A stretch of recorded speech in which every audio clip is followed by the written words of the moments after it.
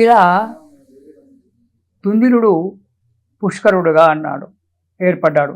జలాధిష్టాన దేవతగా భవుడుగా ఏర్పడ్డాడు. పుష్కర అంటే అర్థం ఏంటి? పోషయతి ఇది పుష్కర, పోషించేవాడు కాబట్టి పుష్కరుడు అనేటువంటి ఒక అర్థం ఉంది. అంటే సర్వశక్తుల చేత జలము లేకపోతే మనం ఉండలేం కదా. జలము ప్రతి జీవికి అవసరమైనటువంటిది. ఒకవేళ ఆహారం ఒక పూట లేకున్నా బతకగలుగుతాం, కానీ జలము లేకపోతే మనం జీవించలేము.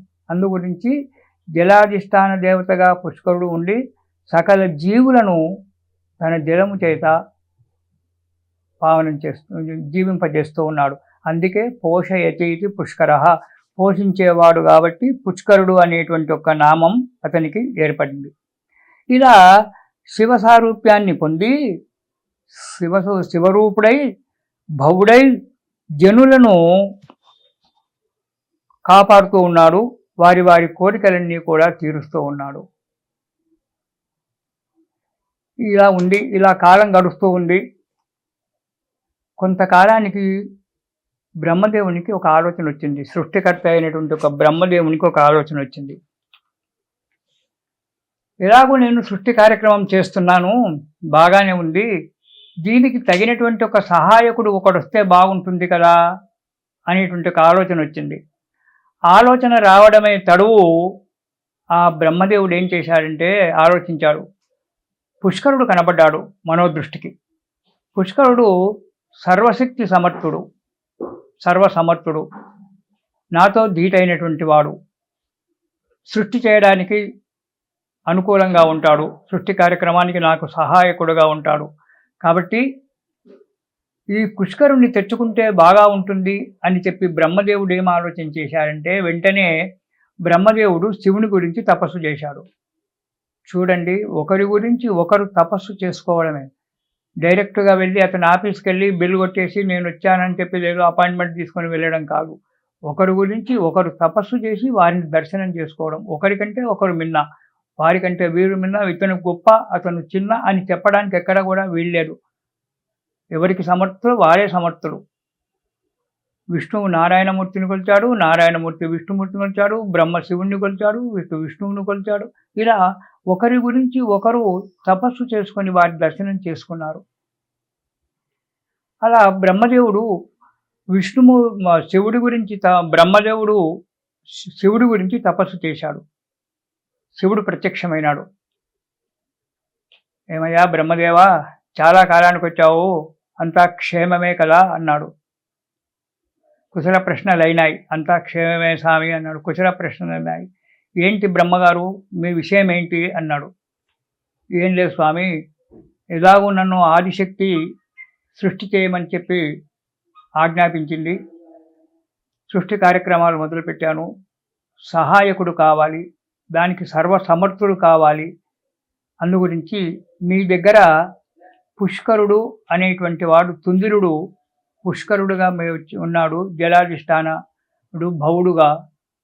అతన్ని నాకు ఇచ్చినట్టయితే నేను చేసేటువంటి ఒక కార్యక్రమానికి సహాయంగా ఉంటాడు, మంచిగా ఉంటుంది అని చెప్పి వేడుకున్నాడు. అయ్యో, ఏమాత్రం దానికి ఎంతగా వేడుకోవడం ఏంటిది బ్రహ్మ, పుష్కరుణ్ణి తీసుకెళ్ళు అన్నాడు. పుష్కరుణ్ణి తీసుకెళ్ళు అని అన్నాడు, సంతోషమే. అప్పుడు పుష్కరుడు అడ్డొచ్చేశాడు. ఆ భవుడు తుందిరుడు అడ్డొచ్చేశాడు. వచ్చి, స్వామి నన్ను బ్రహ్మదేవుని దగ్గరికి వెళ్ళమంటున్నారు, సంతోషం, వెళ్తాను, కానీ జలాధిష్టానం నుంచి జలంలో లేకుండా నేను ఉండలేను కదా, నన్ను జలాధిష్టాన దేవతగా మీరు పెట్టారు, జలం లేకుండా ఎలా ఉంటానంటే అప్పుడు బ్రహ్మదేవుడు అన్నాడు, ఎందుకయ్యా పుష్కర, నీకు జలంలోనే ఉంటావు కదా, ఎప్పుడు నా కమండలంలోనే ఉండు, నువ్వు బయటికి రావాల్సిన అవసరం లేదు, కమండలంలో ఉండు. ఆ ఒక్క నీటి బిందువుతో చరాచర ప్రపంచాన్ని సృష్టించగలుగుతాను నేను అన్నాడు. అంటే అప్పుడు ఆ పుష్కరుడు బ్రహ్మదేవుని యొక్క కమండలంలో ఉండిపోయినాడు, నీళ్ళల్లో.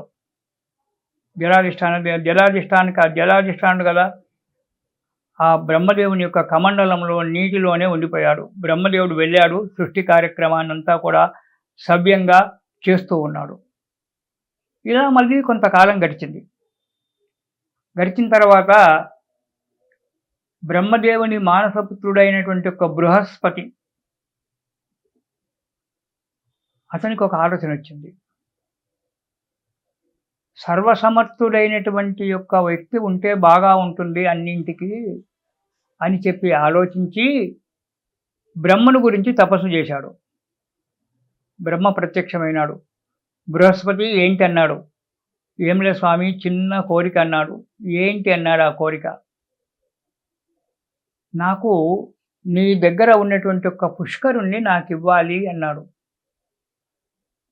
అదేంటి, తీసుకెళ్ళు, కమండలంలో ఉన్నాడు, తీసుకెళ్ళు, ఇదిగో నీటి దార పోస్తున్నాను అన్నాడు.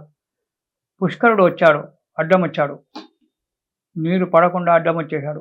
ఏంటి పుష్కర అన్నాడు బ్రహ్మ. స్వామి, నేను నీ దగ్గర నుంచి మాత్రం నేను వెళ్ళను, నేను నీ దగ్గరే ఉంటాను. శివుడి దగ్గర ఉన్నాను, అక్కడి నుంచి ఏదో విధంగా నన్ను తీసుకొచ్చావు, నీ దగ్గర పెట్టుకున్నావు, నీ కమండలంలోనే నేను నివసిస్తాను, నేను బయటికి వెళ్ళను అన్నాడు ఆ పుష్కరుడు బ్రహ్మతో. ససేమిరా అన్నాడు.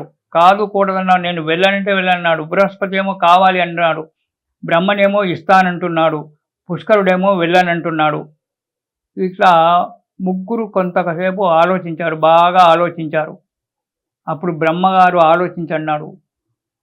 బృహస్పతి, పుష్కరుడు రానంటున్నాడు కదా, దానికి నేను ఒక ఉపాయం చెప్తాను. నీవు 12 రాసులలో నీకు అధికారం ఉంది తిరగడానికి. మేషరాశి నుంచి మీనరాశి వరకు 12 రాసులలో ఒక్కొక్క రాశిలో ఒక్కొక్క సంవత్సరం నువ్వు సంచరిస్తుంటావు కదా. అయితే ఆ సంచరించేటువంటి ఒక మేషరాశి నుంచి మీనరాశి వరకు ఉండేటువంటి ఒక 12 రాసులకు 12 నదులను నేను ఏర్పాటు చేస్తాను. ముఖ్యమైనటువంటిది ఆ 12 నదులను ఏర్పాటు చేసి నువ్వు ఏ రాశిలో అయితే నీవు సంచరిస్తుంటావో ఆ రాశిలో నీతో పాటు పుష్కరుడు ఉండేటట్టుగా చేస్తాను. ఇది సమంజసమేనా అని అడిగాడు. దానికి ఇటు పుష్కరుడు అటు బృహస్పతి ఒప్పుకున్నారు.